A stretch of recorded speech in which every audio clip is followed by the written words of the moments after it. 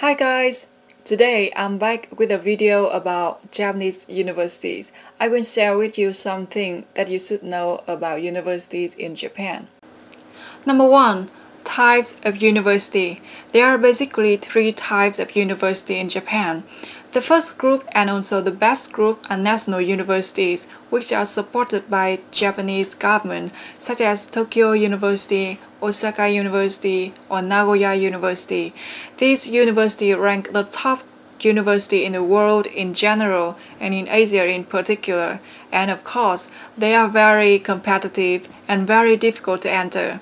The thing that I love about National University most is that the cost is very cheap, just approximately $5,000 per year, and as I know, most of the students from National University often get scholarship from government, from universities or some organizations, so they don't need to pay anything.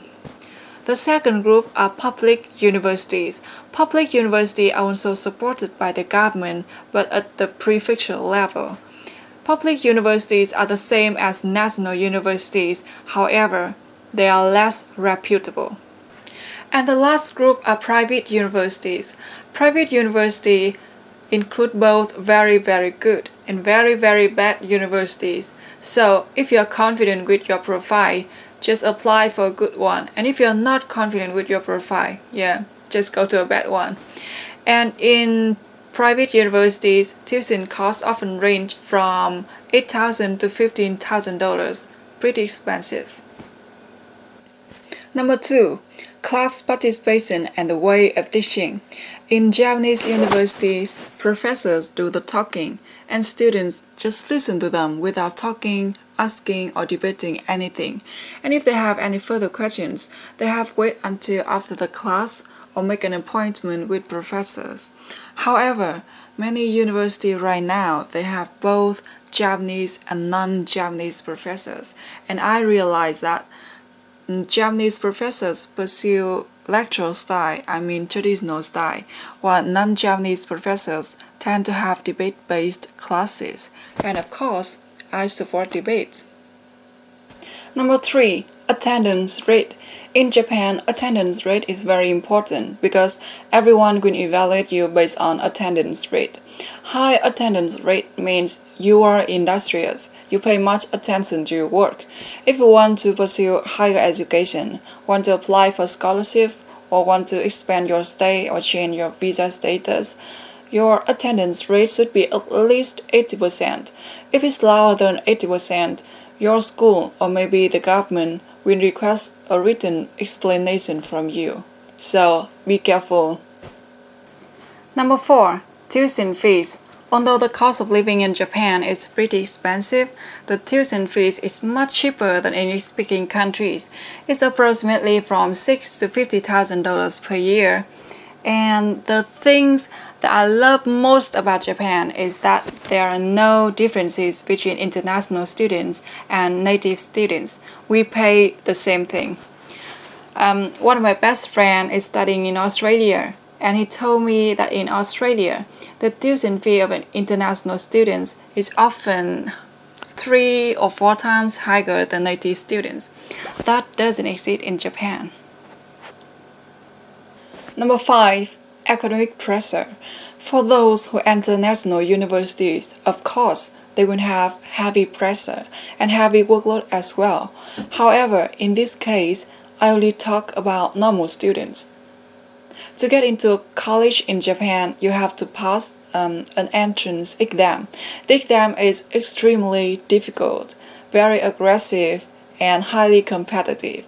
And that's also one of the reasons why in Japan the suicide rate is so high. However, once you get accepted by a college, your street will be a little bit easier. You only need to take part in your class, do the assignments, write a report, and then you can get units and you can graduate. Number 6. Extracurricular activities. If your university has many international students, you may have some opportunities to take part in some activities. However, if most of the students are Japanese, you may find some difficulties in falling in line with them because Japanese people don't like international students that much. Number 7. Fashion. Most senior and junior high school students have to wear uniform, so they don't get to choose what they wear every day until they get into college. And in response to that new freedom, many of them start spending a lot of money on clothes, makeup, and accessories. When you enter a university campus, you may feel like it's a fashion show and students are the model or stylist or fashion star. They are so cool.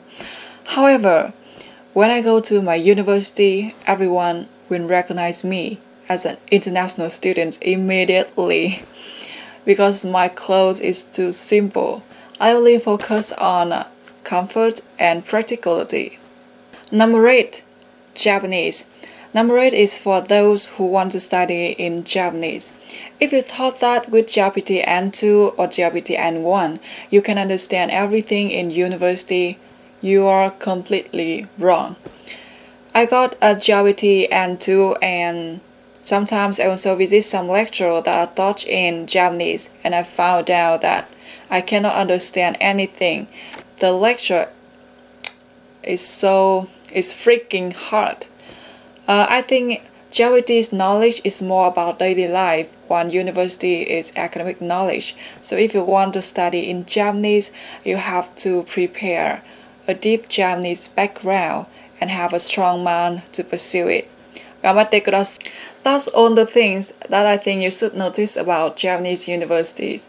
Thank you for watching and listening, and see you next week. Bye bye.